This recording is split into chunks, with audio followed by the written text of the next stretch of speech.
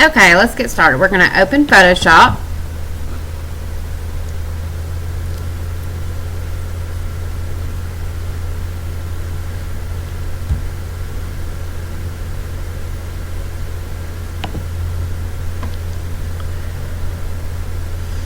And this is going to be a Photoshop for beginners, for people that are just starting out using Photoshop.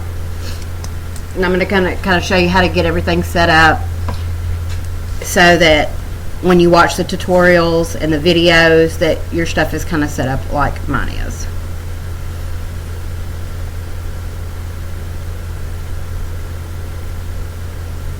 It may take mine a minute. I just updated my Photoshop, so.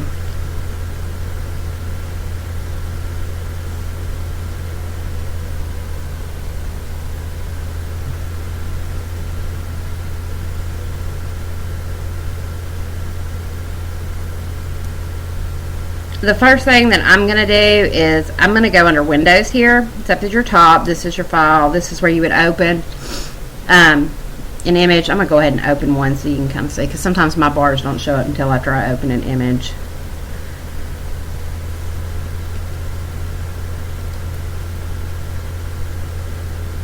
It's kind of slow like that. I don't know why. And it really doesn't matter what image you open. Okay. Okay.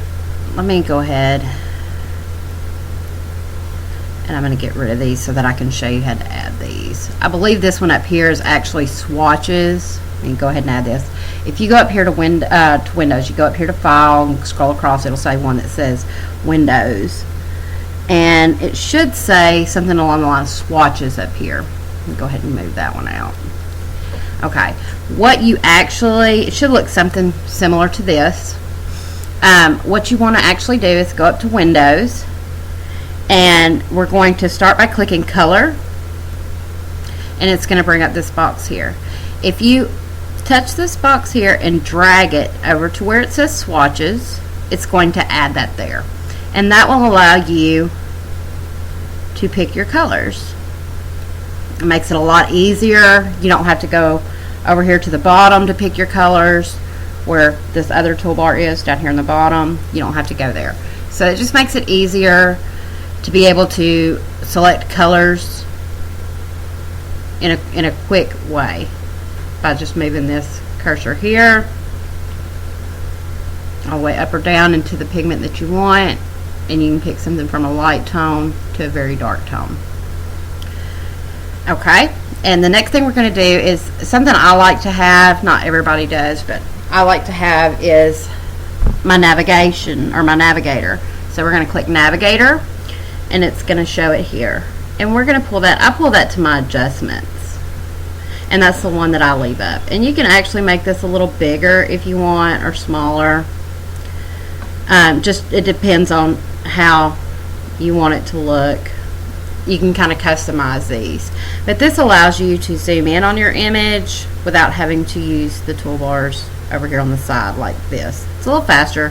For those of you that use PicMonkey, it's a lot like PicMonkey's zoom features. You can zoom in here and move the box to the area that you want to zoom in on. So it's very similar to their zoom features there. And it'll show you here the percentage that you're zoomed in at. Okay, and this is how I would suggest your layers are going to be down here and your channels here. Most people getting started with Photoshop are not going to mess with their channels much, but you will mess with your layers. I'm going to go over a couple of quick features down here, because this will help you as you start watching the videos. The one that looks like a file folder here is going to start a new group. So I'm going to go ahead and click that, and it'll say Group 1. So if you need to do a group, or you see that that's how I do most of mine, is I put them in groups. You can do that. If you want to name these, click down here on this end, not where it says group, but click down here. Maybe not. Click where it says group, and you can rename this. You could name it things like skin tone.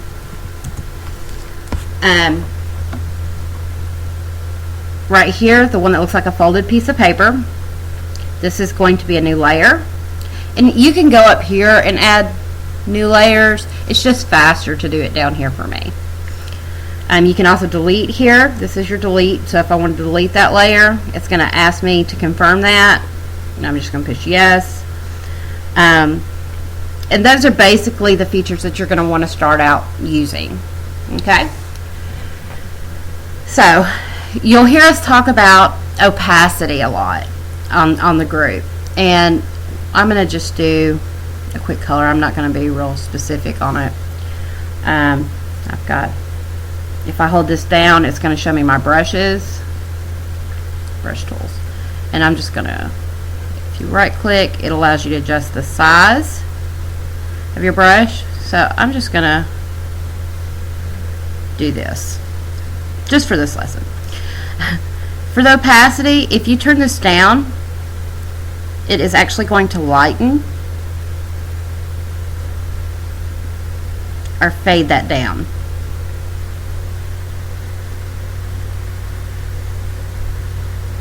Okay?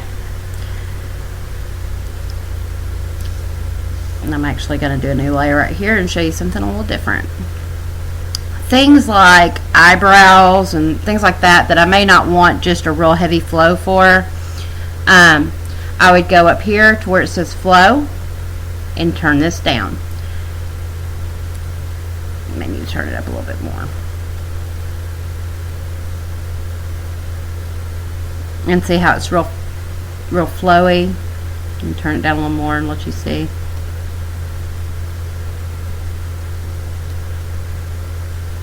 Kind of faded down so it's not real heavy.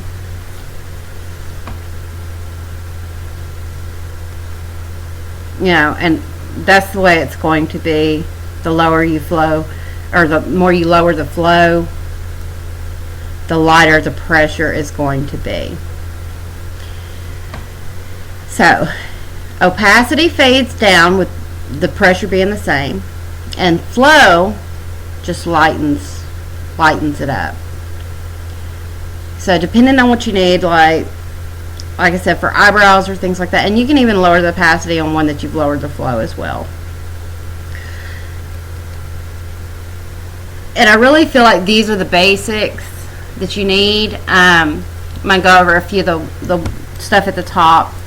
The windows is going to be all of your extensions, like all of these menu file or toolbars and file stuff that you need. Like I keep one for actions, which would be things like if you use PicMonkey, like Orton. Matter of fact, I think I have one for Orton. I will show you. I keep quite a few. You can get these for free online in different places. And here's my Orton effect here. The way you add effects is to always flatten my image, but I would push play. You see this little play button here? Push this, and it's going to ask you, because it has that blur when you do Orton in PicMonkey, but in this one you don't necessarily have to have that blur if you don't want it. You can, but you don't have to. It's kind of like you'll adjust those. There, you push continue. It's going to ask you that. I just always push OK, OK, continue. And then what you do is it's actually turn this background layer off. If you go down to where your layers are, just turn your background layers off, and I just go ahead and turn that back on. And if I thought for some reason, let me zoom out so you can see, if I thought for some reason that this was too dark and it lost a lot of the features that I was trying to help bring out, I could actually lower the opacity on this brightness layer here. I can lower the opacity to lighten that back up. And I can leave it really at anything that I want. But there's all kinds of actions that you can get that allows you to do different things that will enhance your images. So now let's touch on, I'm going to delete these. Actually, I'm just going to flatten them, make it easier. Okay, we're going to touch on layers a little bit. And the best way for me to explain layers to you is basically this. layers are a lot like transparencies. You know, when you're in school and you wanted to draw a picture, but it was really more advanced than what you did, or you could do, you would, you know, use a transparency or tracing paper over it so that you didn't damage the original image, but you could add to it or do other things to it or make a copy of it. That's basically what a layer is. So we're going to go down here, we're going to start our first layer, just like we're going to start coloring. And I'm going to actually show you how this works. Each color that you do should be on a new layer. And this is so that if you need to adjust just that color, or you want to remove just that color and replace it with a different one, or if you need to erase something, that you're not erasing more than just that color. So what we're going to do is all of the coloring that you do will be on soft light. So if you go up here to your layers where it says layers, it'll say kind and it'll say normal, and they should all be on soft light like this.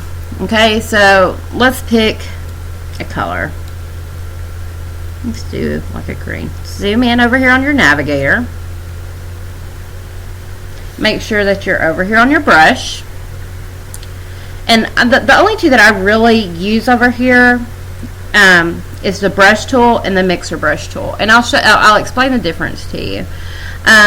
This brush tool is just like for regular painting, but every now and then when I get a image that is pretty pixelated or very rough, I'll use this mixer brush tool. If you look up here, I've moved it to the mixer brush tool. It says wet, load, mix, flow, and they look very similar. I'll show you the difference. Take my brush size up, and then let me go back to the other one and I'll show you. It's just a little bit of a wetter look, and it kind of fills those rough places a little better to give it a little smoother look. But when I first started out, I really just used the regular brush tool, so that's fine too. So we've got our flow up, our opacity up, and our fill up. So take my brush size down a little bit. Like I said, you can just right click to do that. You can also go up here and it brings up the same box. It's right up here in the top. You can change your brushes down here. You have all kinds of brushes. You can actually download more brushes for free. There's all kinds of places to do that. I use this brush generally. If I needed a sharp edge, I would use this one, and I'll show you why. See how sharp the edge is on that one, and then see how smooth the edge is on that one. So they're a little bit different. So it's all about what you prefer. Like I said, honestly, that's what I prefer, is the softer edge. You can also turn the hardness up here to make that a harder edge.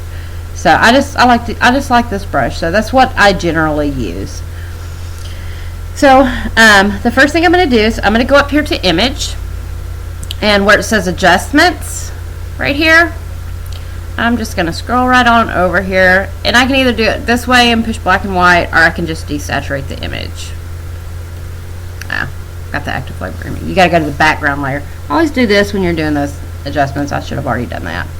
So you're going to desaturate it so that it's black and white. You would also clean up this image if you needed to, which these are your cleanup commands over here. It kind of looks like a band-aid. You have several. You've got a spot healing brush. We'll touch on that one. Let me take my brush size up.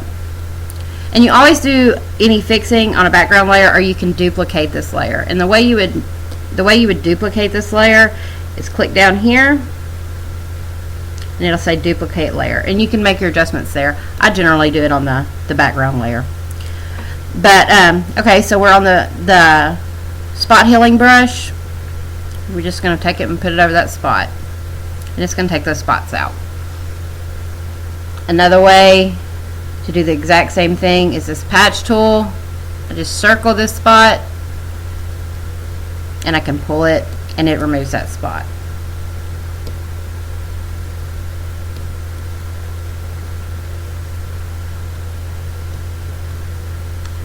Now let me show you something. If you have this selected, and say I go over here to this later, I'm fixing to start coloring, and I forget that that's selected. I'm going to go to my brush and start trying to paint. It is not going to let you paint anything. You can sit here and do this all day. It's not going to allow you to paint anything. So, and that's because this is selected. See, I can paint that little area, but that's it. And that's because it's selecting that so that it keeps me from going outside of those lines. So what I would do is go back here to this and just click again anywhere on the screen, and it would deselect everything. Or I can go up here where it says selection and push deselect, and it'll make sure everything is deselected, and then I can go back over to my brush. Alright, and then we go back on our one layer here, and we can actually start painting.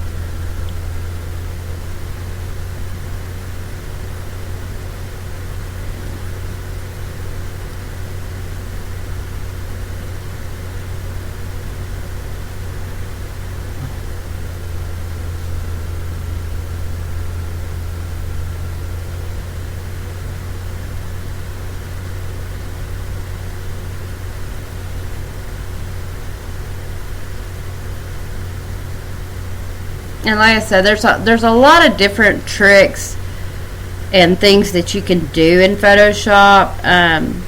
The longer you use it, the more you will really learn. I encourage you, if you're going to start using Photoshop, to watch the videos, get on YouTube, and just look up Photoshop videos, and really just start watching a few of them. And there's going to be people that do things a little bit differently. But a lot of times you can pick up techniques or find tools that you didn't know exactly how they worked for something that'll work for you. And that's a lot of what I've done. So I didn't know a lot about Photoshop. As a matter of fact, I was very adamant about not using Photoshop when I first started, because I had a lot of problems with it, getting it to work, and it really frustrated me. And then I had somebody sit down and show me how to use it, and it really, I like the results a lot better. So we've got the dress painted, and as I said, we're going to, like, say if I didn't like this color, I decided after I did it, I think it would look better in blue. So if that is the case, I could either do one of two things. I can push Control U, and I'm going to show you where that's at in the menu as well. Let me see. I'm trying to remember where it's at. Under Image, Adjustments, where it says Hue and Saturation, you can click that, or you can push Control U. That's the shortcut. And you can actually change the color of that green. If we move this bar up here, it's going to change the color. It can change the brightness or the saturation of that color. It can make it very light, or it can make it very dark.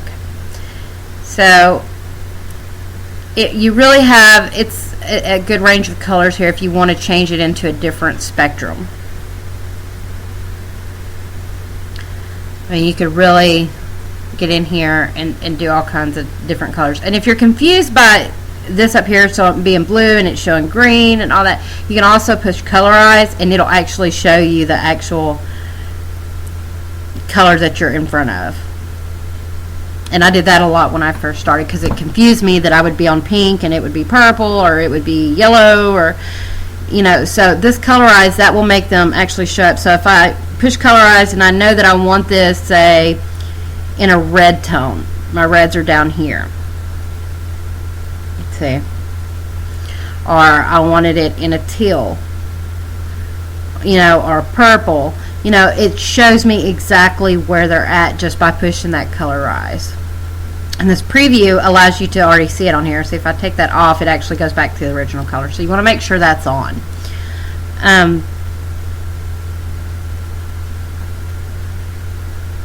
For this video, I'm gonna actually do it a blue. It's okay. All right, and so the other way that we could have done this, say, let me start a new layer. And I'm going to take it and I'm going to put it on soft light again. Say if I had painted her skin tone this color and I decided, no, I don't like that. And instead of undoing it, or I could say I painted her hair, this may be a better analogy, kind of an auburny shade, because that's what the member told me that hair color should be. They said, you know, she's got red hair, which it wouldn't be that red, but she's got red hair. And I did the image and I posted it, and then she came back and she said, you know what, her hair wasn't red, it was brown. What I would do, I would make sure this layer right here is selected, and I would go down here and I would push delete, or I can go up here where it says layer and push delete, and then I can redo it. So that is a technique that is not allowed in PicMonkey. In PicMonkey, once you push apply on something, short of going back and changing it black and white, which sometimes alters the tint a little bit, you would have to recolor the entire image. And there are times when just taking it back to black and white will not allow you, like if you colored it a dark shade in PicMonkey and it was actually supposed to be a lighter shade, that's actually not something that if you take it back to black and white you can fix. You would actually have to recolor the entire image. Sometimes it works, but sometimes it doesn't. So I'm actually going to lighten her hair up some.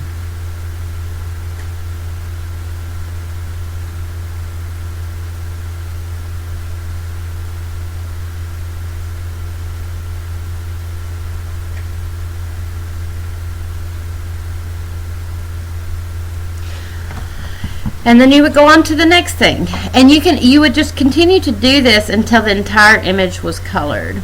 So let's do this soft light. And the way that I got this box to pop up so I don't have to do it over here, let me show you. So if I go to layer, new, layer here, it's going to bring that box up. And then you would go to soft light, okay. And you pick a white for this lace, maybe.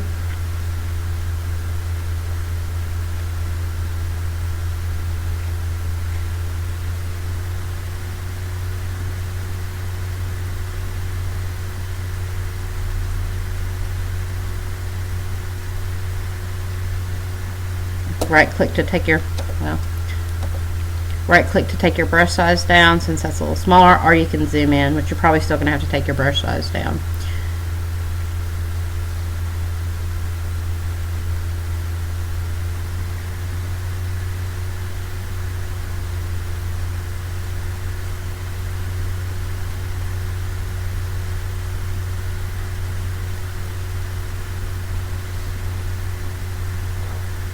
And then I'm going to go in and I'm going to erase this. And the way you do that, here's your eraser here.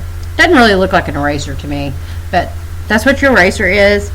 And you adjust the size of it up here just the same way as you would do your brush. And you're just going to clean that up where you got out of your lines. Keep it from looking as fuzzy.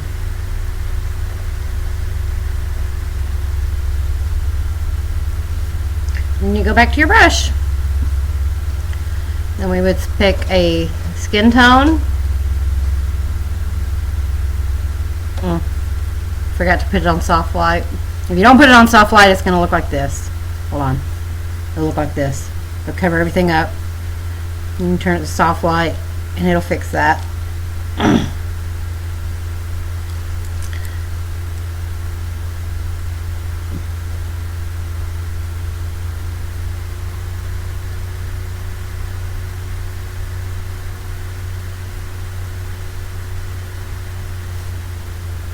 Just go ahead and color her hands.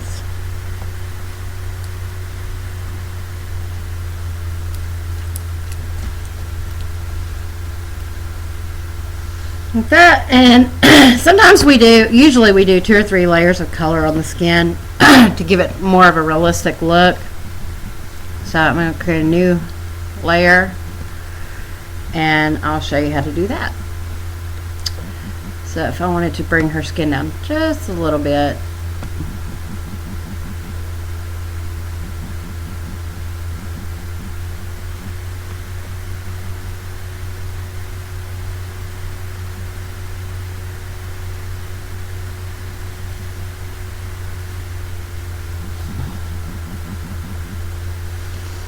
do that.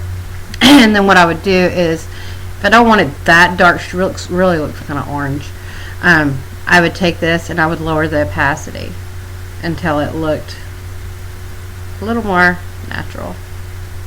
And this is where naming these layers are it's time consuming, but it really does help. Or if you group them, it does kind of help you, because you can remember if you have to go back and adjust something later, it's easier to know what layers what. But if you need to find out what layers what, say if we wanted to go back and change the color of her hair, or add another layer to her hair, for example, I'm not going to know just by touching these which one is which. You can kind of see which one's which, but sometimes that's not always the case depending on what color. But you see where this little eye is right here? If I touch that, it takes those layers off. So if it's there, it's on. If it's not, then it's off. And you can see what the original looked like. So I would do that till I got to the hair. I would go there, and I would either check, delete this layer now that I found it. You gotta be on that one though. Delete it.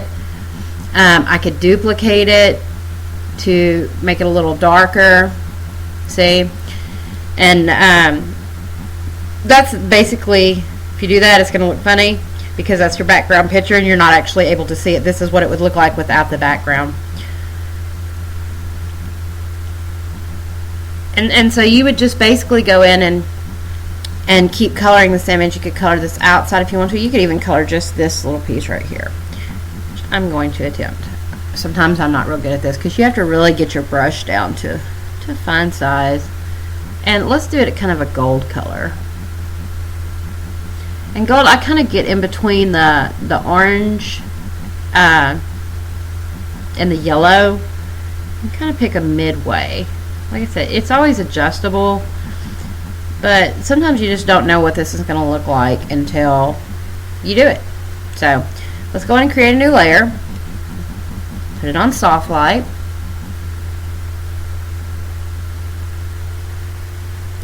And then I'm just going to start tracing this outside here.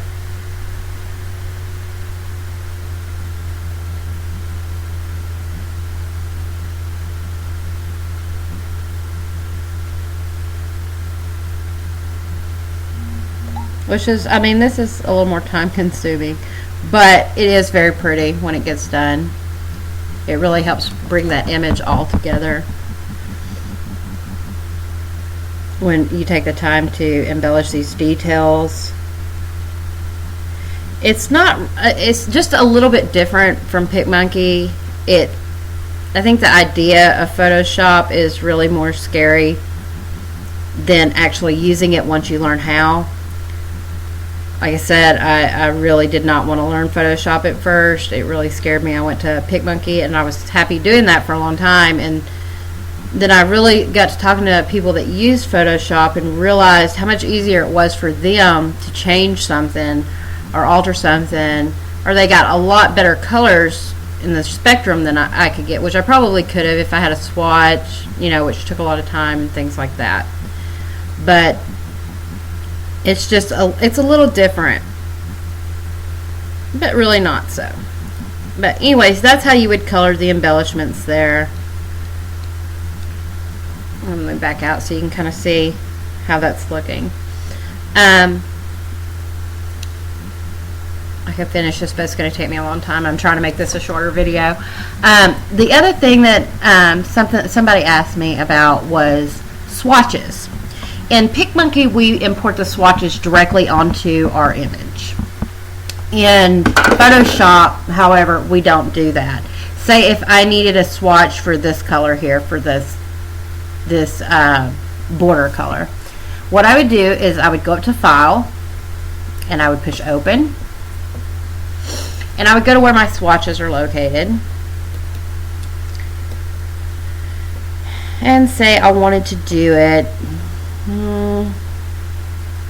Trying to find a good color.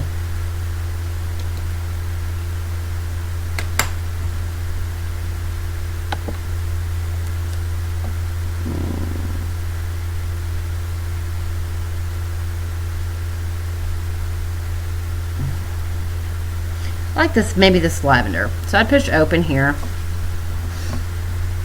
and then I would pick this eyedropper, and I would pick this color here. And as you see, it's changed that color. It's more like a oatmeal type color. And then I would paint that. I would go over back to my brush, and that's the color. Let me pick a different color so I can show you a little better. Let me pick a different, and you can open as many of these as you want. Trying to find a different one. One where the color will show up a little better. Let's do this one. And I would pick my eyedropper here. It's over here on the left. Oh, I meant to touch on this. Some of you, your toolbars will look like this. I like mine all in a row. So if you go up here in the very top, there's some little arrows there. If you click those, that will bring them all in a row here. And that's kind of how I like mine. I like mine just real thin and neat. And I can pick a color here and go back to my paintbrush and close this one since I'm not going to use it no more. And then I can start painting.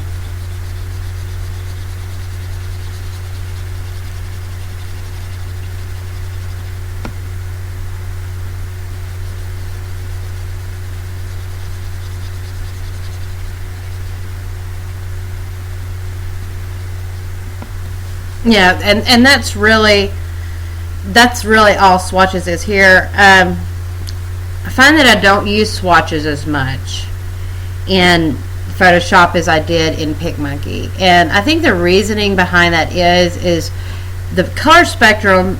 It's a lot easier to get to the color you want and then being able to adjust them after they're applied. It makes it a lot easier, and it makes less of a need, I think, for the swatches. There's still occasions where I use them. It's just not very often. So it is a little bit different. We rely on swatches a lot more, I think, in PicMonkey.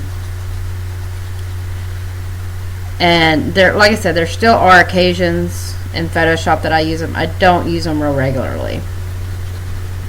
I'm going to show you one more thing.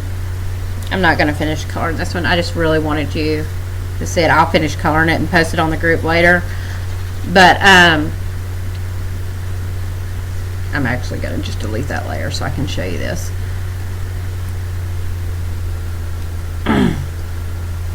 Okay. And what I'm going to show you is on cropping. So if we go back all the way back down to our background layer, and we should. Let's go back down here to your background layer. It's on the very bottom. And we go over here to this crop tool. Okay? If I pull this out wider than what she is, you'll see that the edge is white. Say I wanted that edge to be, I don't know, any color. If I wanted it to be this purple color, all I would have to do is push this arrow and it would change it to that purple color. It's kind of like a matting. Or I could pick any color. Whatever this bottom color is what color that's going to be. So if I wanted it black, just put black there, and that's what color it will be. When I apply that, it's going to have a black background. If I do it this way, it will have a white background, which sometimes this is handy, and I will tell you why. When you get images that you have to restore that have this border here, and a lot of times we get those that have a little border just like this. Go ahead and push apply. A lot of times it is less time consuming to repair this border here. It's a lot more time consuming to repair that than it would be to crop it and just add a new one. and it's perfect this way. It doesn't have any cracks or problems, you know, and it didn't take but about 2 seconds to fix. So a lot of times I will opt for that rather than trying to fix a photo that's got a border that's messed up. And I think I've actually got one. I'm going to open it and just show you what I mean. I'm sure I do. Looking for a good one. Well, let's do this.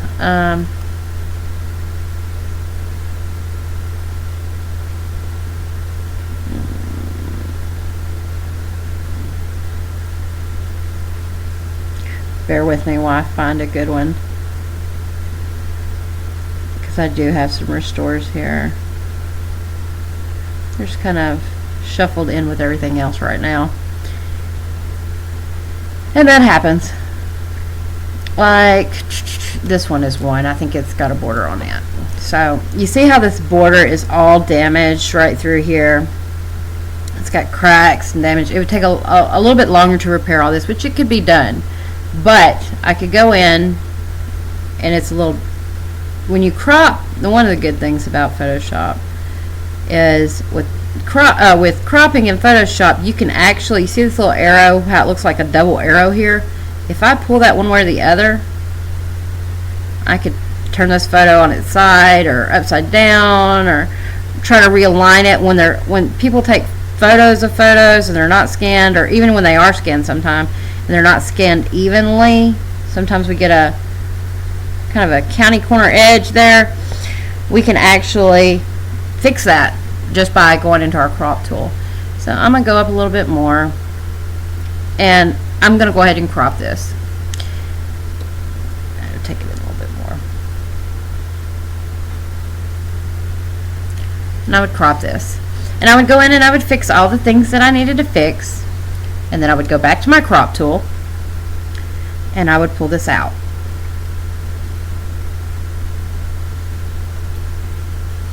Perfect image border. It's got no tears, it's got no rips, it's got no signs of age. If you want to leave those signs of age, then I would not recommend doing this. I would recommend going in and actually fixing the original border that's there. But you could always turn this another color too, and even add a texture to it. But this is just what I do, because a lot of times it's simpler and it gives a prettier edge. And you can take a photo that you've cropped down and cleaned up and colored and add a border to it very quickly, which mine aren't even, you can tell. But if they're not, you guys just push it again, and you actually get measurements here. That's a little closer. And just push OK. So that's just a few little tricks and things to show you on getting started with Photoshop and how some of the tools work. One more thing I want to touch on. Up here where it says filters. Let me go ahead and apply that. Okay. Why does it not apply? There it goes. Up here where it says filters, there's a whole list of filters here that you can use. This camera raw filter is amazing, and let me show you why. I'm going to open another image for this. Close. I actually use that one pretty regularly when I clean up images and things like that. I'm trying to find a good image for it. This one will work. Okay. The first thing that I would actually do, let me get off of that, it's going to drive me crazy, is going to be go up to image, go to mode. Always make sure it's on the RGB, and then I go to adjustments, desaturate, go back up to image, adjustments, go to levels. Okay, and a lot of people have problems with levels, so I'm going to touch on this one more time. These are color coded. You see how light this one is, and this one's kind of a mid-tone, and this one's a dark tone. So if you adjust these sliders, it's going to adjust your whites, your mid-tones or your grays, or your dark levels here. So if I pull this where that is, which is actually where it should be, and I take this white one and I pull it here, And so most people don't mess with the midtones. I do sometimes, just to get a crisper look. I can get it like about right there. And that's actually not, I don't think I even moved it any. I just moved it and decided I didn't like it. Because I don't want it too whited out. I don't want it too dark. I just want it a good little area in between. I could actually move this one over a little bit more. Okay, so now that that's done, I would push OK. And then I would go up to my filters and I would push Camera Raw filter. And this is a feature that is new in some of the newer versions of Photoshop. It wasn't available in some of the older versions. And let me just kind of show you what it does. I'm actually going to zoom in a little bit.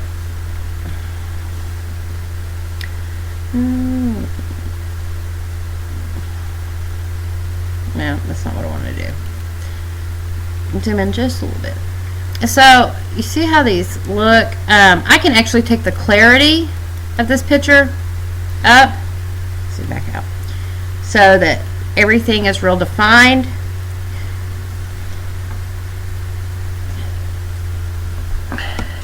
I can adjust my exposure here. I don't really like how sharp that looks. I'm going to pull it down just a bit. But it does make it a little bit easier to see. The next tool that I like is right here. It's under these two triangles, and it's called Luminance.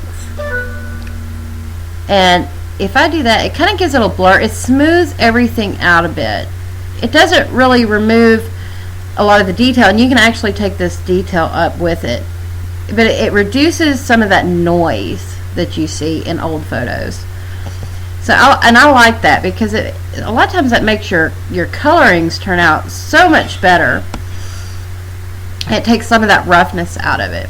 Okay, and the next thing, the next tool that I want to show you, I want to say it's under that, yeah, it's under this FX, and it's called dehaze. If you get a photo that's like, if you take it early in the morning when there's a mist or something like that, and the photo doesn't come out real well, you can use this dehaze feature to actually get a clearer image. And this will add more haze to it, but you've seen them like this. If you actually go into this feature and pull it down, you can actually remove a lot of that haze out of that photo. So I'm going to push OK. And see, this would be the photo that you're now working with, as opposed to the original. I'm going to go back and show you what this image actually looked like before. I can go to the revert right here, and it's going to revert it back to the original. So we have that or that. And this one is going to be a lot easier to color than that one was. I mean, even I'm going to go in and show you. The noise is a lot heavier than it is here. It just makes it a more crisp image. So that Camera Raw filter it's really a good feature. I love it, and it's really one that you should take advantage of. I really wish they had something like that in PicMonkey, but they don't. There's other filters here. There's a blurring filter, noise reduction filter, sharpen filter. The ones that you see down here under other, these are ones I've downloaded and have added, that I've gotten for free somewhere online. And you as you get more comfortable with Photoshop, you'll probably do that yourself. I hope I've covered all your questions. If there is something I haven't covered that you would really like to get some more information on, or something you're having trouble with, please just message me or contact me on our group, and I would be happy to help you. Thank you.